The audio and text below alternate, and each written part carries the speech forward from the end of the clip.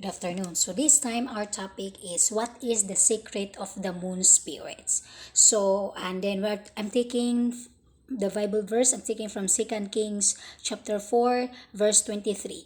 Why go to him today? He asked. It's not the new moon or the Sabbath. It's all right, she said. Okay, so that's the verse that I was taking, and we all know that based on Google, it said that the moon is Earth's only natural satellites. Now, in spiritual aspects, what is my encounter with the moon spirits? So first and foremost, I encountered the moon spirits. After the stars, I encountered the moon spirits. So here's the thing. There was a joke during those time because I was talking to the moon so many times around May. Baliktad kasi ako, Foxy, nasa isip ko June pa yun eh. Kaya nga chacha ako eh. So I had a problem with dates last year. So if it had happened, it occurs in May. I am in my mind now, it happens on June.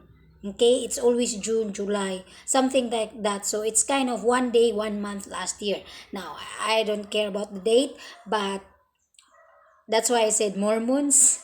I've been talking to the moon last year for if so many months. I was talking last year for with the moon spirits. So why I was talking to the moon? Because it's always visiting me. It similar with the stars. God with the stars. God took to me as well. And when I'm lying inside my house in my bed sleeping, I always do like that last year because I had a schizophrenia, meaning to say my brain is always it's not really talking. It's just I just like to stay at home and just do nothing. Manic. It's not maniac. The lowest mimic.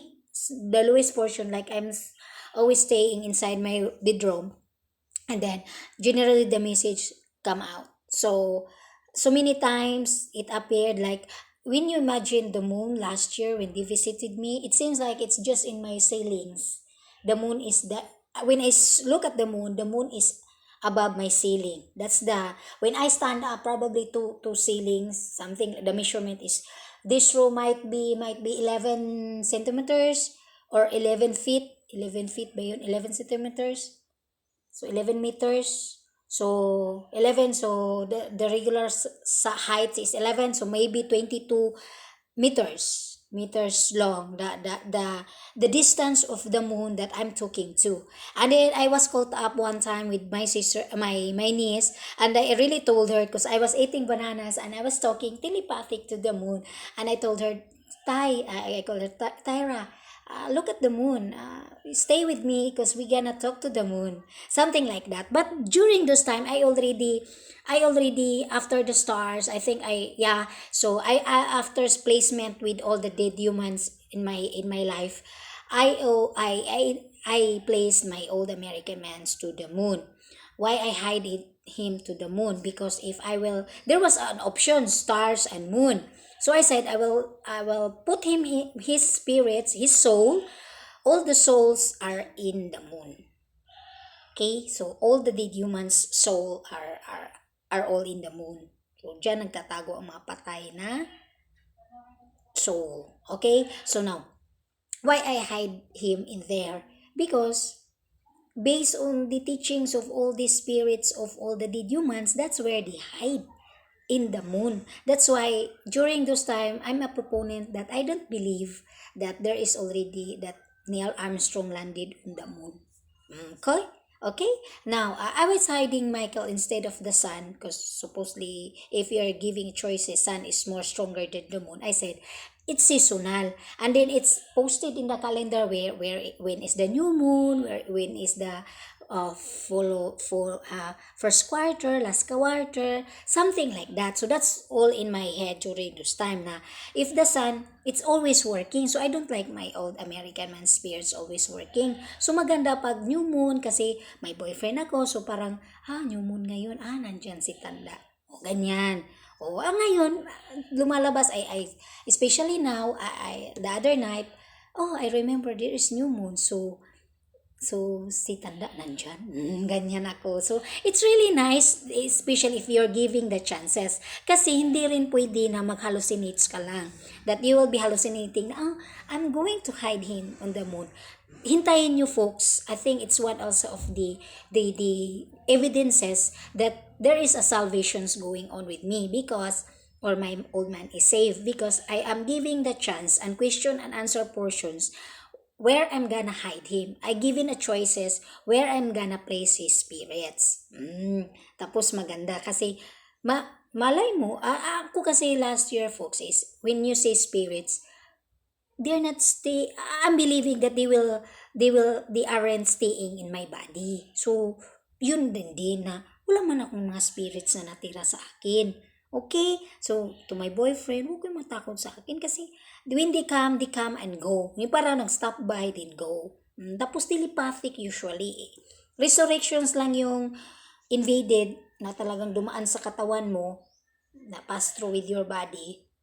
Pag ganyan kasi folks, I strongly believe when they invaded or they resurrected inside my body, there is also a trade with what's going on with the world. And for the world, it's money for them.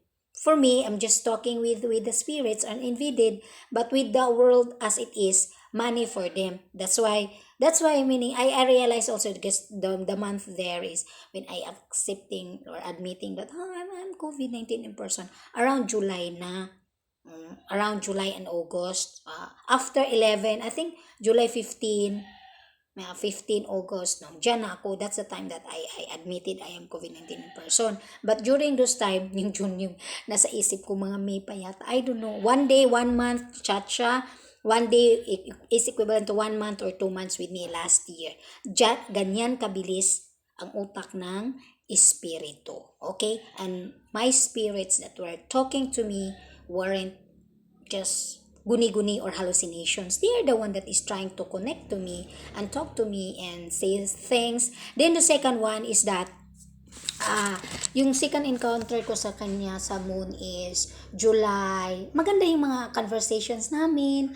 Doon ko rin, with my conversations with the moon as well, in their visitations. Kasi, nung I caught up with, I think twice yata ako na-caught up ng nieces ko. I was telling them that I'm talking to the moon. Wala silang nakitang moon.